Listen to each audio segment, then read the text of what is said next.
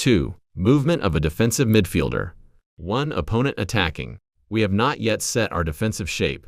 In a situation where the opponent is counterattacking, what is the one thing that every position should prioritize the most? Yes, that's right, delay. This is something like common sense that, of course, every player should always have in mind.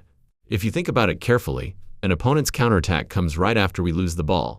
And in football, the best time to win the ball back after losing possession is roughly the first 5 seconds right after losing it. The reason is that while our team has possession, the opponent is in a defensive shape and is still likely to be compact in a small area. Therefore, before the opponent spreads out and launches a full counterattack, in other words, as a defensive midfielder, defending aggressively from a higher position, helps cut off the opponent's counterattack at the source. Even if winning the ball back looks impossible, pressing with everything you have immediately after losing it can still force a mistake from the opponent and give your teammate a better chance to win the ball. Winning the ball yourself can be what makes you a defensive midfielder, but creating the chance for someone else to win it can also be what makes you a defensive midfielder. But this is much easier said than done, and physically it is very demanding. That is why playing defensive midfield is hard. You have to be able to strike the ball well, and you also have to run a lot. 2. Opponent attacking. We have set our defensive shape. As explained earlier, the meaning of protecting the back four is the role of blocking the opponent's attacker so that he cannot freely make runs or take shots in front of the center backs. If the defensive line, especially the center backs, ends up directly facing the opposing attacker, one dribble or one dray can lead to conceding a goal. So it is very important to prevent the opposing attacker from directly facing our center backs in a comfortable situation. That is what protecting the back four means. This sounds easy, but once you are actually in the game, you have to keep moving from the opponent's penalty box all the way to our penalty box, so the physical burden is quite heavy.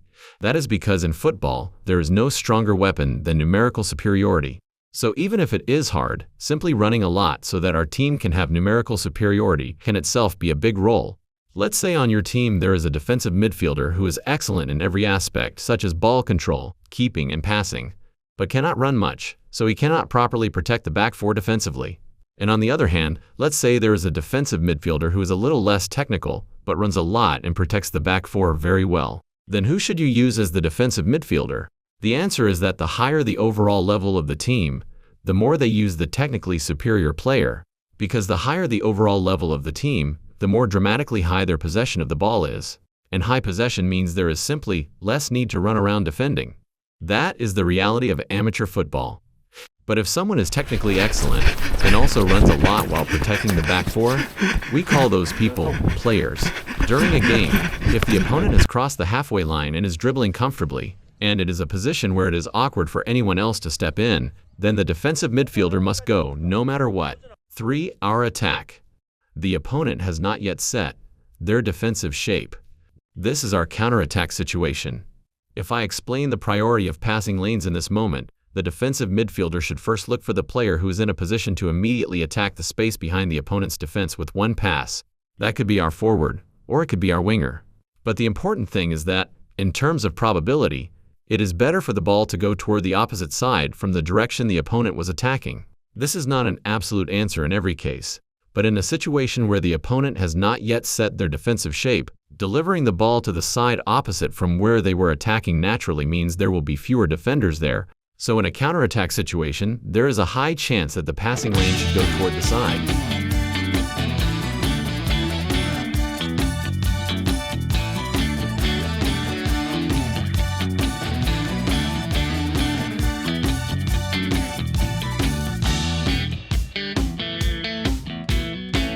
The second passing lane is to play the ball into our attacking midfielder or forward in the middle. The reason the central area is not the first option but the second is because there are always many defenders in the central area.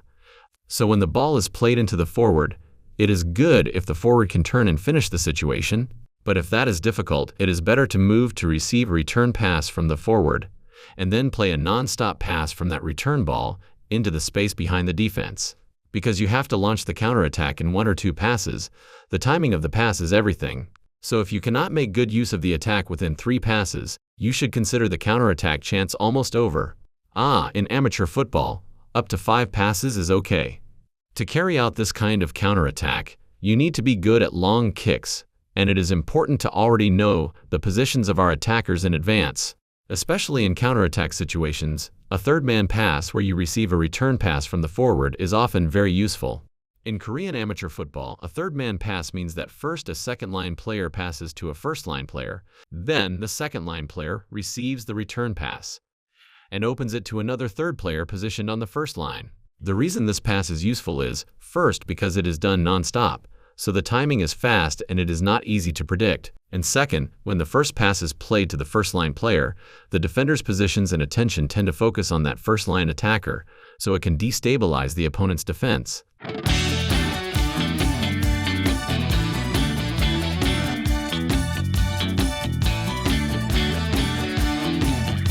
For our attack, the opponent has set their defensive shape. When the opponent has set their defensive shape, if you force the attacking direction only to one side, it becomes easy to get blocked. So the defensive midfielder has to circulate the ball left and right from deeper areas to disturb the balance of the defensive line. If you can move the ball quickly at this time, you can break the opponent's pressing timing and create open space. When the opponent's defense is set like this, the priority of passing lanes is first to keep exchanging short passes continuously with our fellow midfielders or with the players on the sides.